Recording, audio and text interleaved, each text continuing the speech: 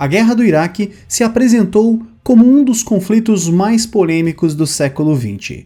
Mas ele não foi um conflito isolado, e sim mais um elo da corrente de eventos naquela região que perduram até hoje, cujos resultados ecoam na sociedade americana e no meio político mundial atual. Anos antes de sequer se pensar em um conflito que envolvesse uma coalizão de países de todo o globo, a região já fervia com dezenas de conflitos, e um dos que mais chamava a atenção era a guerra entre Irã e Iraque, que se iniciou em 1980 e só ia terminar 8 anos depois, em 1988. Com cerca de 1 milhão de mortes no conflito entre civis e militares, o episódio foi um dos mais sangrentos da história de ambos os países. E um destaque horrendo foi o uso de armas químicas por parte do Iraque, com acusações de que os iraquianos também teriam utilizado tal armamento em alguns episódios no ano de 1987. A utilização de tais armas já possuía um tratado em vigor desde 1928, as chamadas Convenções de Genebra, que proibiam o uso de gases asfixiantes, venenosos ou de outros tipos, além de guerra bacteriológica, que poderia ser entendido como um banimento do emprego de guerra química e biológica. Mas o problema é que a produção, desenvolvimento e armazenamento de tais armamentos eram proibidas, e essas brechas legais só seriam resolvidas em 1972 com a Convenção de Armas Biológicas e em 1993 com a Convenção de Armas Químicas. Com o final do conflito, o Iraque estava em uma situação delicada. Além da perda de moral das suas tropas pelo encerramento controverso dos combates, o país se encontrava em uma profunda crise econômica, com altas dívidas com credores internacionais. E a saída que o ditador do Iraque, Saddam Hussein, encontrou para sair dessa situação foi invadir um dos países que tinha maior dívida e tomar suas reservas econômicas, principalmente na forma de poços para extração de petróleo. Assim, no dia 2 de agosto de 1990, tropas iraquianas marcharam sobre o território kuwaitiano, ocupando o país por quase 7 meses, até que houve uma poderosa resposta do Ocidente. Em janeiro do ano seguinte, uma coalizão internacional de 39 países devastou as tropas invasoras iraquianas, expulsando-as do país e devolvendo o Kuwait aos kuwaitianos. Mas não seria apenas a derrota militar e a perda de moral da população que iriam assombrar Saddam Hussein após a humilhação no Kuwait. Com a estabilização das fronteiras, o Iraque passou a sofrer gigantescas sanções econômicas que fragilizaram ainda mais a já comprometida economia iraquiana. Além disso, agora, inspetores das Nações Unidas realizavam inspeções periódicas para desativar e inutilizar as armas de destruição em massa que o Iraque possuía. E mesmo após a invasão e consequente derrota, os líderes ocidentais decidiram deixar Saddam no poder. Mesmo que fosse uma ameaça, a ditadura iraquiana era útil como um contrapeso na balança de poder regional, já que o vizinho a leste do Iraque, o Irã, era também um país hostil à maioria dos países de primeiro mundo ocidental. E durante anos, a situação permaneceu assim, com o governo ditatorial iraquiano sendo tolerado pelos outros enquanto o país tentava sobreviver no meio de todas as sanções. Mas anos depois, um acontecimento nos Estados Unidos mudaria o mundo para sempre e definiria o início do século XXI como um dos períodos mais violentos da história.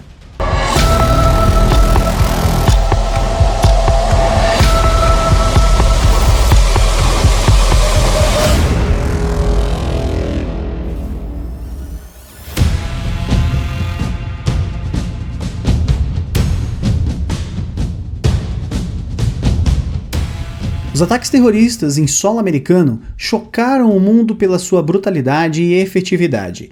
19 terroristas da facção radical islâmica Al-Qaeda sequestraram 4 aviões de transporte civil e fizeram o impensável.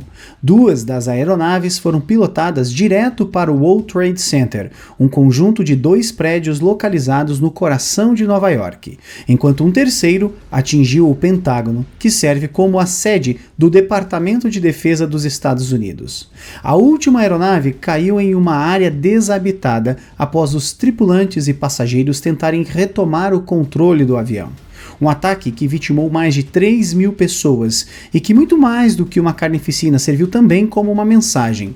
O coração econômico, representado pelo World Trade Center, e o coração militar da América, representado pelo Pentágono, foram atacados. O terror poderia chegar a qualquer um e em qualquer lugar, e nem mesmo o titã que reinava absoluto desde a Segunda Guerra Mundial estava a salvo. Como resposta, os norte-americanos fizeram uma mobilização poucas vezes antes vista, e teve início a chamada Guerra ao Terror.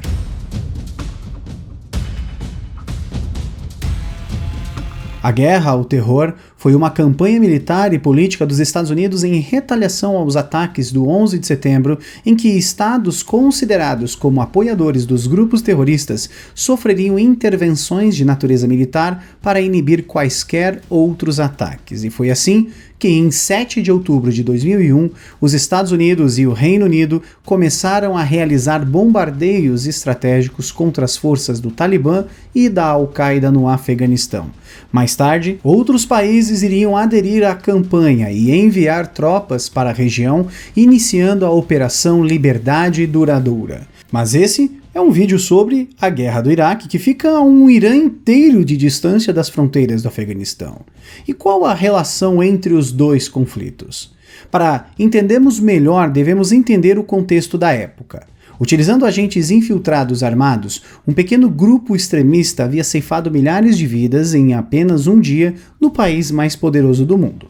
O que poderia acontecer caso a Al-Qaeda ou outros grupos separatistas ou extremistas colocassem as mãos em artefatos de destruição em massa, como bombas sujas, armas nucleares, bombas biológicas ou armas químicas? E, curiosamente, na mesma região, um país tinha registro de criação, utilização e armazenamento de armas desse tipo, além de ter um forte ressentimento com os países da região e outros que ajudaram na retomada do Kuwait. Este país era o Iraque.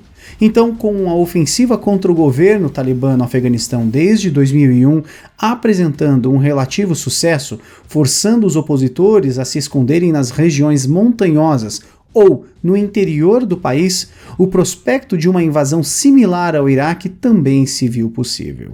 E agora entraremos em uma das partes mais polêmicas e delicadas sobre o assunto. Então, caros ouvintes, prestem bastante atenção. Saddam Hussein era sim um ditador sanguinário que havia exterminado diversos grupos de opositores ou minorias culturais, como os curdos que viviam no Iraque. E como todo ditador, uma das suas principais características era o uso do medo contra seus opositores, sendo deste modo o jeito que ele realizava negociações com os países vizinhos, mantinha a ordem no seu país e a região relativamente estável. Desde 1991, inspetores da Comissão Especial da ONU faziam vistorias, negociações e contagens do arsenal iraquiano de armas de destruição em massa, mas os iraquianos não se mostravam muito inclinados a ajudarem. Em diversos documentos apresentados pelas autoridades do Iraque, havia uma enorme discrepância entre as armas produzidas e utilizadas, além de quantas realmente ainda restavam. Além de atrapalhar os inspetores e agentes, os iraquianos aparentemente não levavam muito a sério as metas de desativação das armas que possuíam. E em 1998, o Iraque suspendeu a cooperação com a ONU após as obstruções parciais a inspeções que levaram ao governo de Bill Clinton a realizar a Operação Raposa do Deserto, um bombardeio de instalações militares no Iraque. Entre as razões que os iraquianos utilizaram como justificativa para a resistência nesta fiscalização estava o fato de que alguns inspetores supostamente estariam espionando para os Estados Unidos, o que anos depois seria de fato confirmado. E agora faremos então um salto temporal para o final da guerra, para um resultado que é quase conhecimento comum de hoje em dia. Não foi encontrado, até hoje, nenhum artefato de destruição em massa no Iraque. Mas, se esse tempo todo os iraquianos sabiam que não tinham armas, qual a razão de deixarem o Ocidente ficar cada vez mais paranoico com essa situação, chegando ao ponto de iniciarem uma guerra? E aí está o ponto-chave. O fator medo era importante demais para Saddam, parte vital para sua estrutura política. Confirmar que todas as armas haviam sido destruídas ou desativadas seria um golpe monstruoso no seu poder de barganha e influência. Assim, durante anos, o Iraque sofreria diversos efeitos negativos de uma suposição que era simplesmente falsa. No mesmo ano do fim da cooperação com a ONU, os Estados Unidos passaram o ato de libertação do Iraque, que ofereceria auxílio financeiro para diversos grupos de oposição a Saddam Hussein, como os curdos iraquianos, por exemplo. 4 anos depois, em 23 de janeiro de 2002, o clima político mundial era outro. Em um discurso inflamado, televisionado para todos os Estados Unidos, o presidente da época, George Walker Bush, mencionou no Congresso as vitórias até então alcançadas, os prospectos da guerra ao terror, e citou que agora o objetivo secundário seria suprimir os regimes que patrocinavam o terror, como a Coreia do Norte, o Irã e também o Iraque, que ameaçavam a América e seus aliados. E logo em seguida, diria, em um outro trecho, abre aspas, estados como esses e seus aliados terroristas constituem o eixo do mal, planejando em ameaçar a paz do mundo. Desenvolvendo armas de destruição em massa, esses regimes apresentam um grande e terrível perigo. Eles poderiam fornecer essas armas a terroristas, dando a eles meios de demonstrarem o seu ódio. Poderiam atacar nossos aliados ou chantagear os Estados Unidos. Em qualquer um desses casos, o preço da diferença seria catastrófico. Vamos trabalhar junto com nossa coalizão internacional para negar aos terroristas e países que os patrocinam os materiais, a tecnologia e o conhecimento necessários para se construírem armas de destruição em massa. Vamos desenvolver e posicionar defesas eficazes de mísseis para proteger a América e seus aliados de ataques súbitos. E todas as nações devem saber: a América fará o que for necessário para garantir a segurança de sua nação. Fecha aspas. Em 8 de outubro de 2002, o Conselho de Segurança da ONU aprovaria a Resolução 1441, requisitando que o Iraque voltasse a aceitar os inspetores e todas as outras resoluções prévias. Aparentemente, o Iraque começaria a aceitar os termos, ainda que de forma lenta. Essa visão da situação foi compartilhada por diversos países, como França, Alemanha, Canadá e outros aliados ocidentais, até mesmo com algumas propostas de se estender os prazos impostos aos iraquianos. Mas em 5 de fevereiro de 2003, o secretário de Estado americano Colin Powell faria uma exposição na ONU demonstrando inúmeras evidências contra o governo e permanência no poder de Saddam Hussein. Abre aspas, a seriedade deste momento é igual à gravidade da ameaça que as armas de destruição em massa do Iraque apresentam ao mundo, fecha aspas, disse ele no início de sua fala. Entre as acusações constava a tentativa de desenvolvimento de armas nucleares, e isso seria comprovado pela importação de tubos de alumínio, que seriam supostamente utilizados para a construção de centrífugas para enriquecimento de materiais radioativos. Uma carga desses tubos foi pega por forças especiais americanas e a CIA disse se tratar de materiais para a construção de armas nucleares. Mas outras partes da inteligência americana entraram em contato com especialistas da área que negaram que seria possível utilizar esses tubos para a finalidade de construção de centrífugas. Aprofundando a pesquisa, o Departamento de Estado havia percebido que tais tubos eram do mesmo tamanho e calibre dos foguetes convencionais utilizados pelo exército iraquiano. Powell ainda acrescentou, abre aspas, nossas estimativas mais conservadoras indicam que o Iraque possui entre 100 e 500 toneladas de armas químicas. Fecha aspas. E logo em seguida indicou em uma foto de satélite a localização exata onde dizia que havia armazenamento de parte de tais armamentos. Segundo o secretário, fontes como iraquianos que fugiram do país confirmaram as teorias, além de que muitos especialistas atestavam a alta probabilidade de se tratar de um armazém de armas químicas ou biológicas. Mas os especialistas americanos informavam exatamente o contrário, e as fontes iraquianas eram todos da oposição política ao regime de Saddam, que possuíam forte interesse em mostrar uma situação muito pior do que realmente era para os americanos.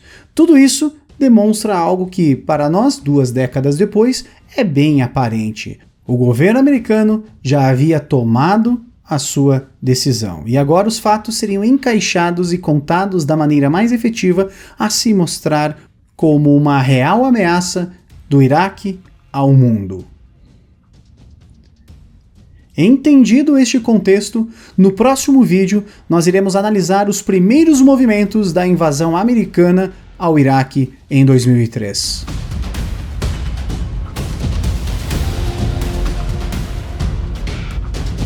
E todo o material que você viu neste vídeo pode ser encontrados também nestes livros que nós deixamos como dica para você, seguidor do Almanac Militar. Fica aqui o nosso muito obrigado por sua audiência, um grande abraço e até a próxima.